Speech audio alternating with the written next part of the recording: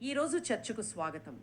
మనలో చాలామంది ఎదుర్కొనే ఒక ఆమ్, క్లిష్టమైన ప్రశ్నను ఈరోజు చర్చిద్దాం. ఊహించుకోండి, ఒక 30 ఏళ్ల ఉద్యోగి తన మొదటి ఇల్లు కొనాలనుకుంటున్నాడు. తన ఈపీఎఫ్ ఖాతాలో కష్టపడి సంపాదించిన కొన్ని లక్షలున్నాయి. ఆ డబ్బును హ్మ్, డౌన్ పేమెంట్ కోసం వాడటం తెలివైన పనా, లేక తన 60 ఏళ్ల వయసు జీవితానికి చేస్తున్న ద్రోహమా? ఈరోజు ఈ విశ్లేషణ చేయడానికి మన చేతిలో ఒక ఆసక్తికరమైన ఆధారం ఉంది. ఇది అఫీషియల్ ఈపీఎఫ్ఓ యూట్యూబ్ ఛానల్ నుండి వచ్చిన సమాచారం.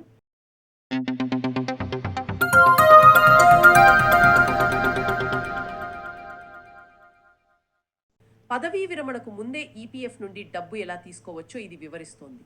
అవును. ఈ ఆధారం మనకు కేవలం ప్రాసెస్ మాత్రమే కాదు, ఒక ముఖ్యమైన హెచ్చరికను కూడా ఇస్తోంది. ఈ ఈపీఎఫ్ అడ్వాన్స్ అనే సౌకర్యం ఒక వరంలా కనిపిస్తుంది, కానీ అది మన భవిష్యత్తును దెబ్బతీసే ఒక ఉచ్చు కూడా కావచ్చు. ఈరోజు మనం ఆ రెండింటి మధ్య ఉన్న సన్నని గీతను అర్థం చేసుకోవడానికి ప్రయత్నిద్దాం. అసలు డబ్బు ఎందుకు తీసుకోవచ్చు, తీసుకుంటే మన పదవీ విరమణ జీవితంపై ఎలాంటి ప్రభావం పడుతుంది, ఈ ప్రశ్నలకు సమాధానాలు వెతుకుదాం. సరే, అయితే మొదలు పెడదాం. ఈపీఎఫ్ అనేది మన రిటైర్మెంట్ కోసం దాచుకునే డబ్బు కదా. అయినా కూడా ప్రభుత్వం మధ్యలో డబ్బు తీసుకునే వెసులుబాటు ఎందుకు కల్పించింది? అంటే ఈపీఎఫ్ వీడియో ప్రకారం ఏ ఏ ప్రధాన కారణాల వల్ల మనం డబ్బు తీసుకోవచ్చు? ఆ ఈపీఎఫ్ఓ ఈ కారణాలను కొన్ని ప్రధాన వర్గాలుగా విభజించినట్లు మనం చూడొచ్చు. మొదటిది మన జీవితంలోని ముఖ్యమైన ఘట్టాలు, అంటే పెళ్లి లేదా పిల్లల ఉన్నత చదువుల కోసం. రెండవది ఆస్తిని నిర్మించుకోవడం కోసం, ఇల్లు కట్టుకోవడానికి, ఫ్లాట్ లేదా స్థలం కొనడానికి, లేదా ఇప్పటికే ఉన్న ఇంటికి మరమ్మతులు చేయడానికి. ఇక మూడవది ఊహించని అత్యవసర పరిస్థితులు. అత్యవసర పరిస్థితులు అంటే ఉదాహరణకు నెల రోజుల కన్నా ఎక్కువ కాలం ఉద్యోగం లేకపోవడం లేదా తీవ్రమైన అనారోగ్యం, ఇలాంటివి. ఆ జాబితా వింటుంటే దాదాపు ప్రతి పెద్ద ఖర్చుకు ఈపీఎఫ్ డబ్బు వాడుకోవచ్చు అనిపిస్తుంది. ఇది చాలా సౌకర్యంగా ఉంది, కానీ నాకు సందేహం. మన రిటైర్మెంట్ డబ్బును ఇంత సులభంగా వాడుకునేలా ప్రోత్సహించడం ప్రమాదకరం కాదా? దీని వెనుక మనం చూడని నష్టం ఏమైనా ఉందా? మీరు చాలా కీలకమైన ప్రశ్న అడిగారు. ఇక్కడే అసలు విషయం ఉంది. ఈ సౌకర్యం వెనుకున్న అతిపెద్ద నష్టం చక్రవడ్డీ శక్తిని కోల్పోవడం. దీన్నే కాంపౌండింగ్ ఎఫెక్ట్ అంటారు. మనలో చాలామంది ఈ నష్టాన్ని తక్కువ అంచనా వేస్తారు. అంటే మనం తీసిన డబ్బు మీద భవిష్యత్తులో వచ్చే వడ్డీని కోల్పోతాం, అంతే కదా? కేవలం వడ్డీ మాత్రమే కాదు, వడ్డీ మీద వడ్డీని కోల్పోతాం. అది కాలక్రమేణా భారీ వ్యత్యాసాన్ని సృష్టిస్తుంది. ఒక చిన్న ఉదాహరణ చెప్తాను. మీ స్నేహితుడు 30 ఏళ్ల వయసులో పెళ్లి కోసం తన ఈపీఎఫ్ ఖాతా నుండి 1,00,000 రూపాయలు తీశాడు అనుకుందాం. అతనికి అది అప్పుడు పెద్ద సహాయంలా అనిపిస్తుంది. అవును. కానీ ఆ 1,00,000 రూపాయలు సగటున 8% చక్రవడ్డీతో అతని 60 ఏళ్ల వయసు నాటికి దాదాపు 10 లక్షల రూపాయలు అవుతుంది. 10 లక్షలా? అవును, 10 లక్షలు. అంటే అతను ఈరోజు పెళ్లి కోసం ఖర్చు పెట్టింది 1,00,000 కాదు, తన రిటైర్మెంట్ జీవితంలోంచి 10 లక్షలు ఖర్చు పెట్టినట్లు లెక్క. ఇది ఆలోచిస్తేనే కొంచెం భయంగా ఉంది. ఖచ్చితంగా. ఈపీఎఫ్ఓ వీడియో కూడా ఇదే విషయాన్ని నొక్కి చెబుతోంది. ఇది అత్యవసరాల కోసం ఉన్న ఒక రక్షణ కవచం మాత్రమే, ఏటీఎంలా వాడటానికి కాదు. అందుకే ఏ కారణం కోసం డబ్బు తీసుకుంటున్నా దానికి సంబంధించిన షరతులను కూడా ఈపీఎఫ్ఓ నిర్దేశించింది.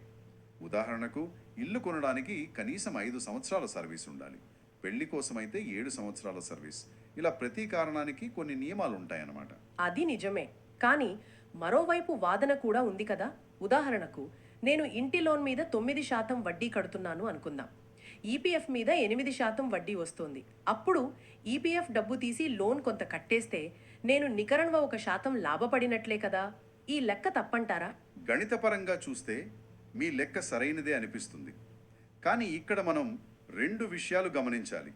ఒకటి, ఈపీఎఫ్లో మన డబ్బుకు పూర్తి పన్ను మినహాయింపు ఉంటుంది, కానీ హోమ్ లోన్పై మనం కట్టే అసలు వడ్డీపై కూడా పన్ను ప్రయోజనాలు ఉంటాయి. అది వేరే విషయం.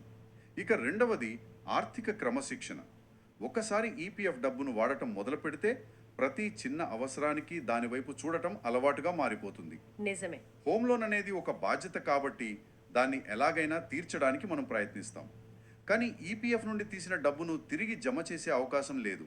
కాబట్టి మీరు స్వల్పకాలికంగా ఆ 1% లాభపడినా దీర్ఘకాలంలో మీ పదవీ విరమణ నిధిపై పడే దెబ్బ చాలా పెద్దది. అర్థమైంది. అంటే ఇది కేవలం అంకెల ఆట కాదు, మన ఆర్థిక అలవాట్లకు సంబంధించిన విషయం కూడా.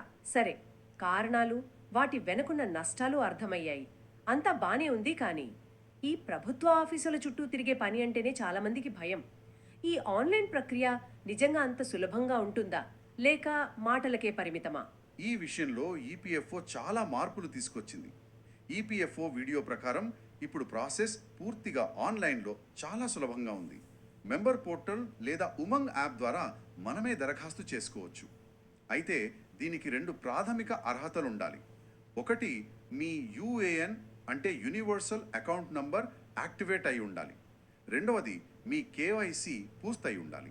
కేవైసీ అంటే మీ ఆధార్, పాన్ మరియు బ్యాంక్ ఖాతా వివరాలు మీ ఈపీఎఫ్ ఖాతాతో అనుసంధానమై ఉండాలి. ఈ 2 సరిగ్గా ఉంటే ప్రక్రియ చాలా వేగంగా పూర్తవుతుంది. సరే, ఆ ప్రాసెస్ను స్టెప్ బై స్టెప్ కాకుండా స్థూలంగా ఎలా అర్థం చేసుకోవచ్చు? ఒక సాధారణ ఉద్యోగికి అర్థమయ్యేలా చెప్తారా? తప్పకుండా. ఈ మొత్తం ప్రక్రియను 3 ప్రధాన భాగాలుగా చూడొచ్చు. మొదటిది లాగిన్ అవ్వడం. మీరు ఈపీఎఫ్ఓ మెంబర్ పోర్టల్లోకి మీ యూఏఎన్ మరియు పాస్వర్డ్తో లాగిన్ అవ్వాలి. రెండవది ధృవీకరణ. లాగిన్ అయ్యాక ఆన్లైన్ సర్వీసెస్లోకి వెళ్ళి క్లెయిమ్ ఆప్షన్ ఎంచుకోవాలి. అక్కడ మీ కేవైసీలో ఉన్న బ్యాంక్ ఖాతా నంబర్ను ఎంటర్ చేసి వెరిఫై చేయాలి. ఆగండి, ఇక్కడ నాకు ప్రశ్న. నా ఈపీఎఫ్ ఖాతాతో లింక్ అయిన బ్యాంక్ అకౌంట్ కాకుండా నేను వేరే అకౌంట్ నంబర్ ఇస్తే ఏమవుతుంది? సిస్టమ్ తీసుకుంటుందా? మంచి ప్రశ్న. అస్సలు తీసుకోదు. అందుకే కేవైసీలో ఏ బ్యాంక్ ఖాతా అయితే ఇచ్చారో అదే నంబర్ ఇవ్వాలి.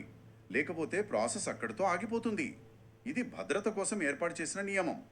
ఇక మూడవ, చివరి భాగం, దరఖాస్తు పూర్తి చేయడం. బ్యాంక్ ఖాతా వెరిఫై అయిన తర్వాత మీరు పిఎఫ్ అడ్వాన్స్ ఫారం 31ను ఎంచుకోవాలి. ఏ కారణం కోసం డబ్బు కావాలో ఎంచుకొని అవసరమైన మొత్తాన్ని, చిరునామాను నమోదు చేయాలి. చివరిగా మీ ఆధార్తో లింక్ అయిన మొబైల్ నంబర్కు ఒక ఓటీపీ వస్తుంది. దాన్ని ఎంటర్ చేసి సబ్మిట్ చేస్తే మీ అప్లికేషన్ పూర్తయినట్లే. ఈ సమాచారం ప్రకారం ఈ ప్రక్రియలో ఒక పెద్ద మార్పు కూడా వచ్చింది. గతంలో బ్యాంకు చెక్ లేదా పాస్బుక్ కాపీని స్కాన్ చేసి అప్లోడ్ చేయాల్సి వచ్చేది. ఇప్పుడు అవసరం లేదంటున్నారు. ఇది నిజమేనా? అవును, ఇది చాలా ముఖ్యమైన మరియు ఇటీవలి మార్పు. ఇప్పుడు మీ కేవైసీలో బ్యాంక్ ఖాతా వివరాలు సరిగ్గా ఉంటే మీరు ఎలాంటి డాక్యుమెంట్ అప్లోడ్ చేయాల్సిన అవసరం లేదు. ఇది ప్రక్రియను మరింత సులభతరం చేసింది. అవునా? ఇంటి మరమ్మతులకు కూడా ఇప్పుడు ఎలాంటి డాక్యుమెంట్లు అవసరం లేదా? ఇది చాలా పెద్ద మార్పు. ఎందుకంటే ఇంతకు ముందు కొటేషన్లు, బిల్లులు అని పెద్ద తలనొప్పి ఉండేది. ఇది నిజంగా ప్రాసెస్ను చాలా సింపుల్ చేస్తుంది. అంటే ఇప్పుడు స్వీయ ధృవీకరణ అంటే సెల్ఫ్ డిక్లరేషన్ సరిపోతుందన్నమాట. సరిగ్గా చెప్పారు. మీరు చెప్పింది నిజం. సభ్యులపై నమ్మకంతో ఈపీఎఫ్ఓ ఈ ప్రక్రియను సరళీకరించింది. అయితే దీని అర్థం మనం తప్పుడు సమాచారం ఇవ్వచ్చని కాదు. భవిష్యత్తులో తనిఖీలు జరిపినప్పుడు మనం తప్పుడు కారణంతో డబ్బు తీసుకున్నట్లు తేలితే ఇబ్బందులు ఎదురవుతాయి. కాబట్టి నిజాయితీగా ఉండటం చాలా ముఖ్యం. స్పష్టంగా ఉంది. ఆన్లైన్ ప్రక్రియ సులభతరం అయింది, కానీ మన బాధ్యత ఏమాత్రం తగ్గలేదు. ఇప్పటి వరకు మనం డబ్బు ఎందుకు తీసుకోవచ్చు, ఎలా తీసుకోవచ్చు, తీసుకుంటే కలిగే నష్టాలేమితో చర్చించాం. ఈపీఎఫ్ఓ వీడియో ఒక సలహా ఇస్తూ ముగుస్తుంది. అది నాకు చాలా నచ్చింది. ఈపీఎఫ్ డబ్బును చివరి అస్త్రంగా మాత్రమే వాడాలి అని. అవును, ఆ సలహా ఈ మొత్తం చర్చకు సారాంశం లాంటిది. మనం మళ్ళీ ఒక్కసారి గుర్తు చేసుకోవాల్సిన 2 కీలక కారణాలు ఉన్నాయి. ఒకటి, అధిక వడ్డీ రేటు. మార్కెట్లో ఉన్న ఇతర సురక్షితమైన పొదుపు పథకాలతో పోలిస్తే ఈపీఎఫ్ దాదాపు ఎప్పుడూ అత్యధిక వడ్డీనే ఇస్తుంది. రెండవది, మనం ఇంతకు ముందు చర్చించుకున్న చక్రవడ్డీ ప్రభావం.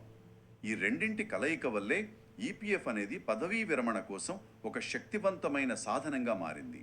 మధ్యలో డబ్బు తీయడం అంటే ఆ శక్తిని మనమే బలహీనపరుచుకున్నట్లు. అంటే మనం ఈ రోజు తీసే ప్రతి రూపాయి పదవీ విరమణ నాటికి 10 రూపాయలు కావచ్చు. ఈ చిన్న చిన్న ఉపసంహరణలు మన భవిష్యత్తు ఆర్థిక భద్రతపై పెద్ద ప్రభావాన్ని చూపుతాయి. ఇతర మార్గాలు అంటే పర్సనల్ లోన్స్ లేదా ఇతర పొదుపులు ఏవి అందుబాటులో లేనప్పుడు మాత్రమే దీని వైపు చూడాలి. సరిగ్గా అదే. ఇది మీ రిటైర్మెంట్ జీవితానికి మీరే వేసుకుంటున్న పునాది. ఆ పునాది నుండి ఇటుకలను తీసి ప్రస్తుత అవసరాలకు వాడితే భవిష్యత్తులో ఆ నిర్మాణం బలహీనపడుతుంది. ఈపీఎఫ్ పథకం యొక్క అసలు ఉద్దేశ్యం అదే. కాబట్టి ఈ విశ్లేషణ నుండి మనం గ్రహించాల్సిన ముఖ్య విషయాలను ఒకసారి చూద్దాం.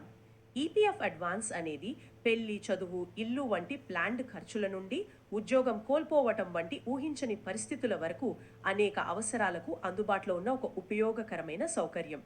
ఆన్లైన్ ప్రాసెస్ ఇప్పుడు చాలా సులభంగా, పత్రరహితంగా మారింది. కేవైసీ సరిగ్గా ఉంటే చాలు, మనమే స్వయంగా క్లెయిమ్ చేసుకోవచ్చు. కానీ అన్నింటికన్నా ముఖ్యమైన విషయం, ఇది మన పదవీ విరమణ జీవితం కోసం దాచుకున్న డబ్బు. అధిక వడ్డీ, చక్రవడ్డీ ప్రభావం వల్ల ఇది కాలక్రమేణా భారీగా పెరుగుతుంది. కాబట్టి చాలా చాలా అవసరమైతే తప్ప దీనిని వాడకూడదు.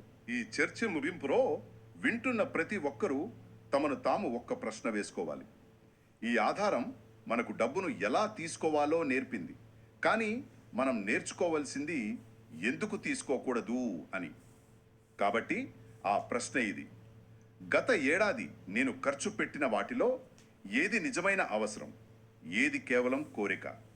ఆ రెండింటి మధ్య తేడాను మనం స్పష్టంగా గుర్తించగలిగితే బహుశా మన రిటైర్మెంట్ డబ్బును ముట్టుకోవాల్సిన రోజే రాకపోవచ్చు. ఫారం 31 నింపడం కంటే ఈ ఆత్మ పరిశీలన చేసుకోవడం మన ఆర్థిక భవిష్యత్తుకు చాలా ముఖ్యం.